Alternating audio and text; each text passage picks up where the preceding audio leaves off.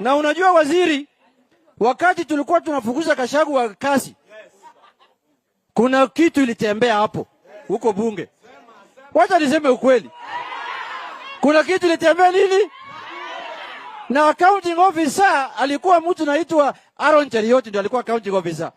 Wengine nimeona wanarukaruka hapa, walikamata hizo vitu na hawakujenga boma.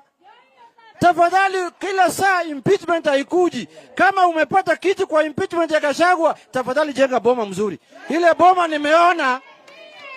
nimeona na pesa ya Gachagua haitoshani. Kuna hisabu imepotea. Mambo ya kuharibu pesa yako na watu yellow huko Nairobi. Unapeana pesa kwa wa yellow huko Nairobi. Lete pesa hapa chini bana. Tumeelewana? Wale wanajua ile kitu mimi naongea wanajua. Sijaona marupurupu na malipo ya hiyo impeachment, sijaona kama imefika Bungoma. Ile nyumba nimeona juzi hapa, hiyo ni nyumba, hiyo mabati haifai kwa mabati kama hiyo. Haifai mabati kama hiyo. Jambo la pili,